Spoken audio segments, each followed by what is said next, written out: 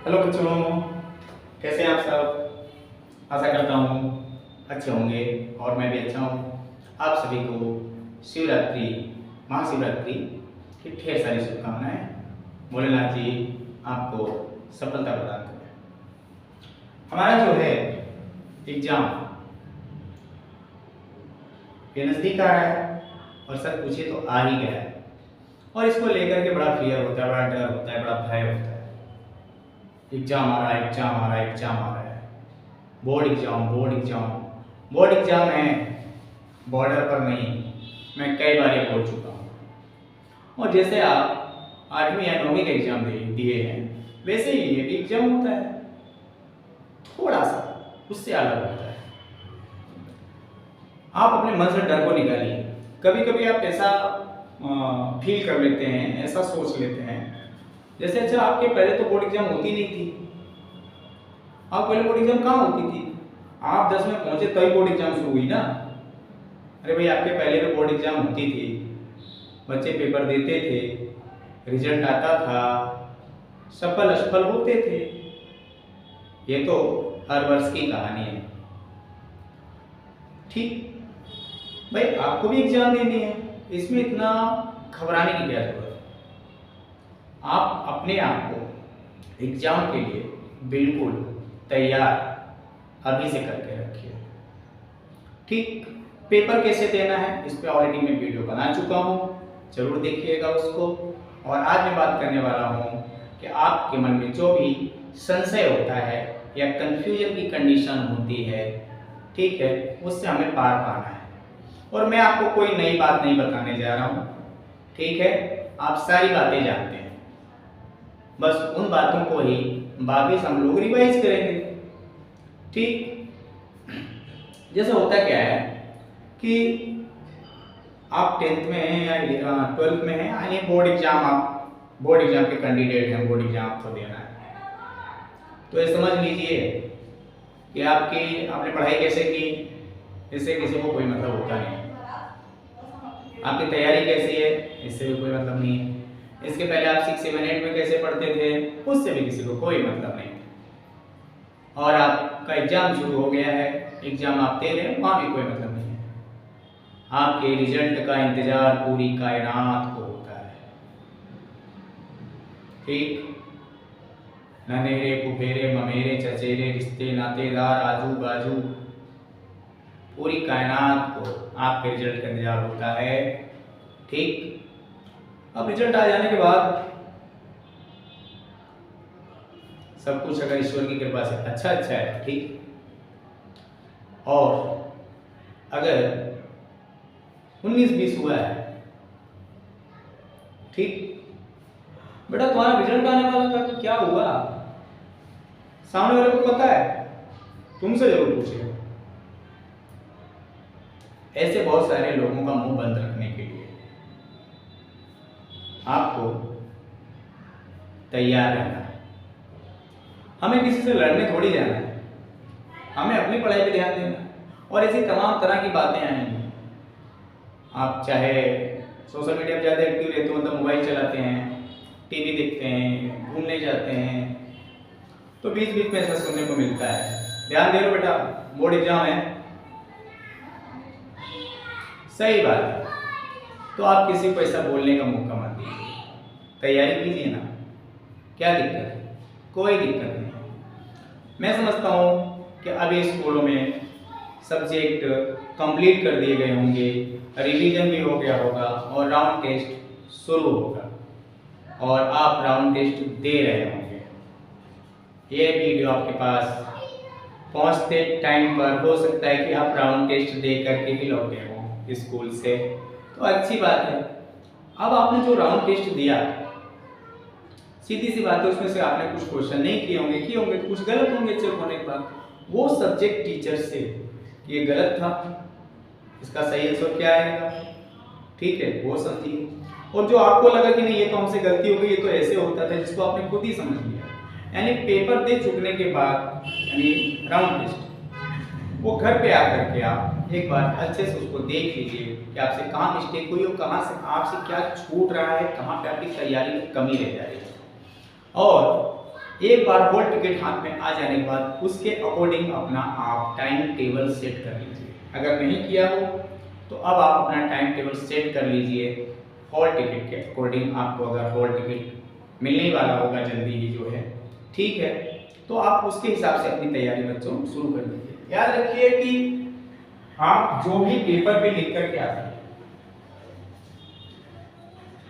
Paper आगे देने जाते हैं बोर्ड एग्जाम पेपर देकर आएंगे घर पर, उस समय पूरे के पूरे जो है ना अपनी तरफ से वो पेपर चेक करके ये लिखा है इतने नंबर इसमें आ सकते हैं, उसका एक कलेक्शन करके रखिएगा हर एक पेपर का। भाई 80 नंबर का पेपर था, हमने किया पेपर, इस पेपर में से हमारे को 50 आ सकते हैं, 60 आ सकते हैं, 70 आ सकते हैं, यानी जो भी आ सकते हैं, जितने भी आपको कॉन्फिडेंस हो उतने नंबर आप कलेक्ट करके रखिए। ठीक है, सारे नंबर इकट्ठे करके रखिए कि भाई हमारा ये विचार है कि हमारे इतने नंबर हमको मिल सकते हैं, प्राप्त हो सकते हैं। रिजल्ट आने के बाद वो नंबर मैच कीजिएगा, वहाँ पर वो अलग बात है, लेकिन हमारी तैयारी कैसे होनी चाहिए। तो तैयारी के लिए सबसे बेस्ट तरीका जो है, देखिए मैं कोई एक्सपर्ट नहीं हूँ, ठीक, और कोई भी व्यक्ति अपने आप में परफेक्ट नहीं होता है। जो मुझे लगता है उचित कि बच्चों को चीज़ जाननी चाहिए, ये बच्चों को बताना चाहिए, ये उनके काम आ सकती है। अगर आपको लगता है कि नहीं हाँ ये सही है, इससे हमारा बेनिफिट हो सकता है, तो फॉलो कीजिए, और नहीं तो कोई बात नहीं, लाइक और कमेंट कीजिए, सब्सक्राइब कीजिए। ठीक, तो बच्चों आप तैयारी में लग जाइए। ठीक, जो भी डाउट्स हैं इस समय वो आप अपने टीचर से, जो भी आपके सब्जेक्ट टीचर हैं उनसे वो डाउट्स मिल करके आप क्लियर ही कर लीजिए। और सबसे बेस्ट तरीका है कन्वर्सेशन, बातचीत, डिस्कस, वो चाहे इंग्लिश का हो, हिंदी का हो, एसएस का हो, मैथ का हो। देखिए ग्रुपिंग का बड़ा असर पड़ता है। ग्रुप में अकेले बैठ करके पढ़ने और अगर आप तैयारी करते हैं तो वो भी अच्छी बात है, लेकिन अगर अभी आपको स्कूल बुला रहे हैं राउंड टेस्ट के लिए, या आपके अभी भी जो है स्कूल जो है चला रहे हैं क्लासेस जो है, ठीक है, तो उसमें आपके बहुत सारे ऐसे मित्र होंगे, किसी का मैथ बहुत अच्छा होगा, किसी का इंग्लिश बहुत अच्छा होगा, किसी का हिंदी बहुत अच्छा होगा, किसी का एसएस बहुत अच्छा होगा, हो सकता है आपका भी कोई सब्जेक्ट बहुत अच्छा होगा। ठीक है, तो सबसे बेस्ट तरीका यही है, आदान प्रदान, एक्सचेंज रूल। ठीक है भाई, जो आपको नहीं आता है वो मैं आपको बताता हूँ, जो मुझे नहीं आता है वो मुझे आप बताइए। और हम उम्र का बहुत ही असर पड़ता है, उनकी बात हम जल्दी एब्जॉर्ब कर लेते हैं, जल्दी समझ लेते हैं उनके सामने बैठ करके। मैंने खुद ही ट्राई किया हुआ है कि कई बार मैंने बच्चों को कुछ चीज़ें समझाई हुई है, अगर बच्चे ने मुझसे दोबारा पूछा हुआ है तो मैंने कहा कि उससे पूछ ले, और उसने मतलब दूसरे विद्यार्थी ने उस विद्यार्थी को बताया तो सब क्लियर हो गया। ठीक है, ऐसा नहीं है, पूछने पर मैंने भी समय दिया हुआ है, भले उस दिन नहीं बता पाऊँ दूसरे दिन बताऊँ, लेकिन मेरा ऐसा मानना है जो है, ठीक है, कि हम अपने फ्रेंड सर्कल में साथ में बैठ कर एक चीज़ का और भी ध्यान रखना है कि चलो 4 लोग बैठ गए, 5 लोग बैठ गए, ठीक है, और पता लगा कि टॉपिक ही चेंज। हाँ, इस समय आप अपने आप को मोबाइल से दूर कर लीजिए। ठीक है, ज़्यादा से ज़्यादा बच्चों केवल 1 महीने की बात है। ठीक, उसके बाद मोबाइल आपका है, आप मोबाइल चलाइए जो है, ठीक है, आपके घर वाले रिचार्ज कराने वाले हैं, मुझे क्या लेना देना, लेकिन आप इससे आप दूरी बना करके रखिए।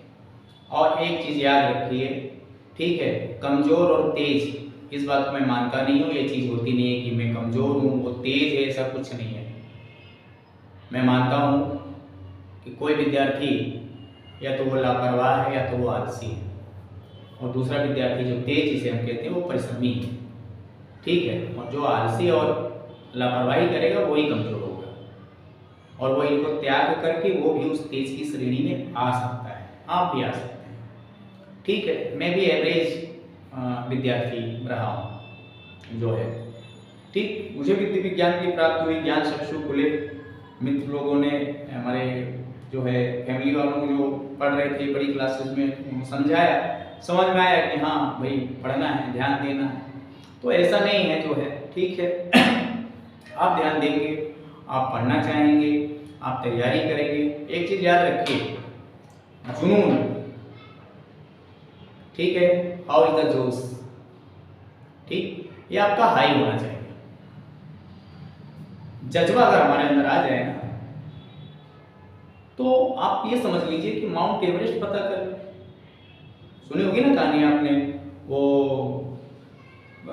श्री राम जी का जो राम सेतु बन रहा था, ब्रिज बना था इस समय, तो उसमें गिलहरी वो जो है रेत बालू डाल रही थी, ठीक है।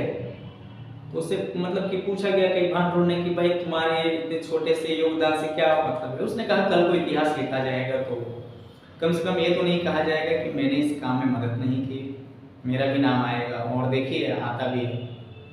ऐसे मैंने सुना था कि किसी झोपड़ी में गाँव कहीं आग लग गई थी तो सब आग बुझा रहे थे, उसमें एक चिड़िया अपनी चोंच से पानी डाल रही थी, तो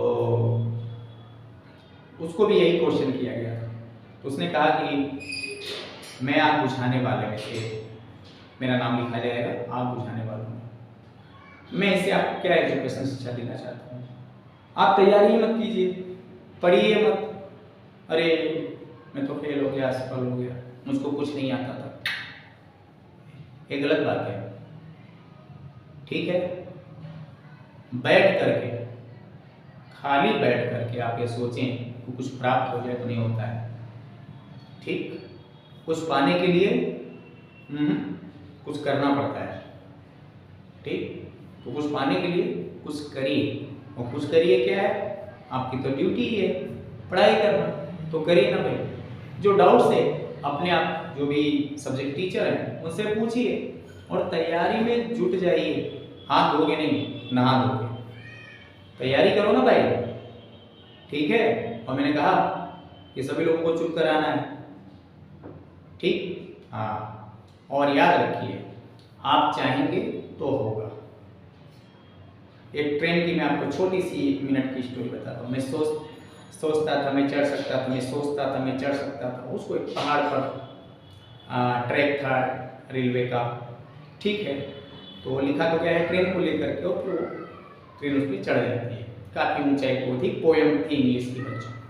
कहने का मतलब हम ठान तो लें, हम सोच तो लें, क्या है बॉर्डर पे आप नहीं जा रहे हैं, आप बोर्ड एग्जाम देने जा रहे हैं। समझो इस बात को, जो है इतना ज़्यादा सिर दर्द बना करके जो है बोर्ड एग्जाम है, बोर्ड एग्जाम है जो है।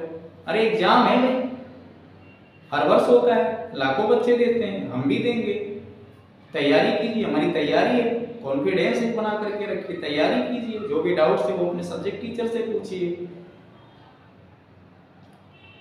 पूरी दुनिया की टेंशन लेके हमारा बोर्ड एग्जाम है। अरे भाई पूरे भारत में होता है, केवल आपका एग्जाम नहीं, सबका है।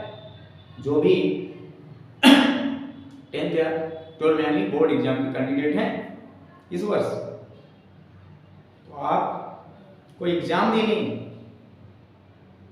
ठीक।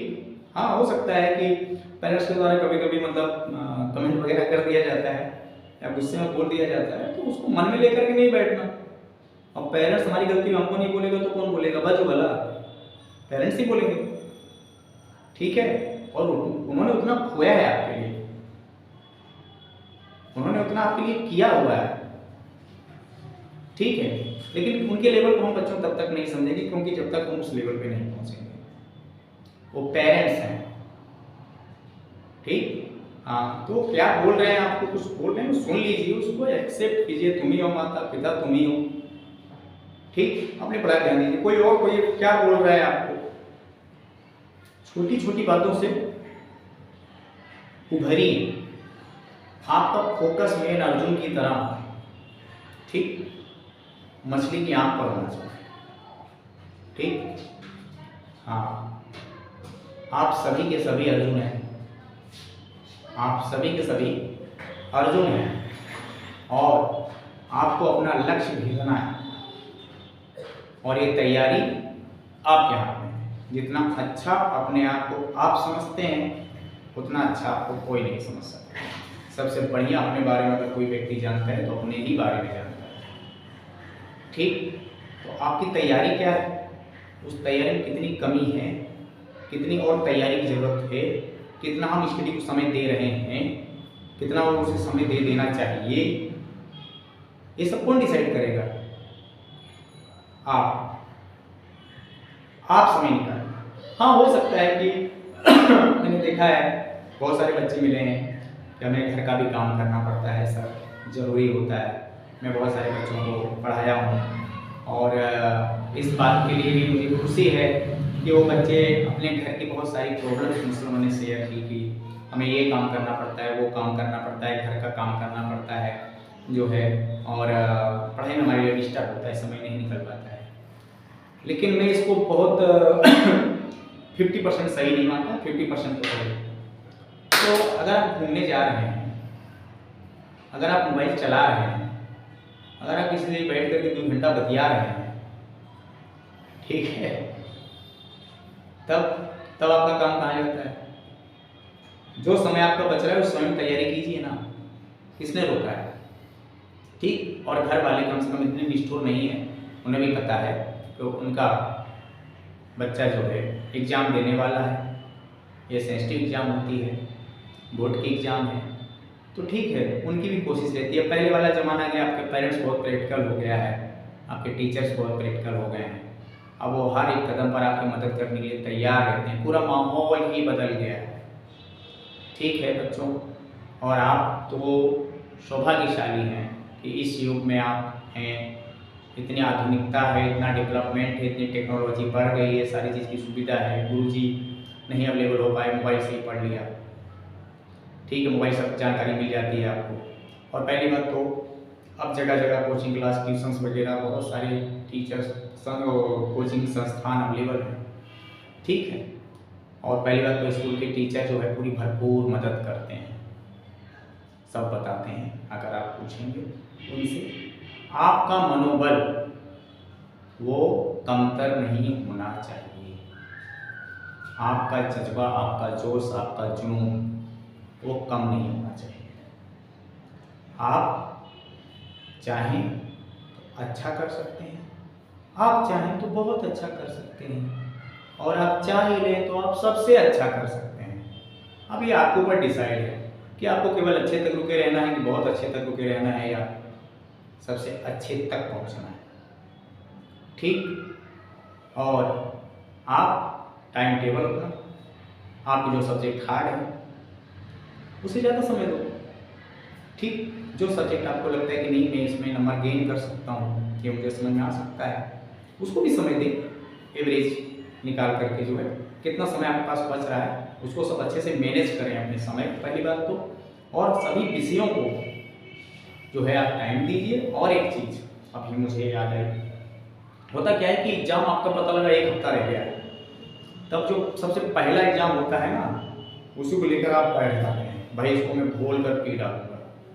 ऐसा बिल्कुल नहीं करना है। 2 दिन 3 दिन एग्ज़ाम रह जाए ना, तब फर्स्ट वाले को आप जो है तब केवल वही एक सब्जेक्ट पढ़िए जिसका पेपर है आपका होने वाला है।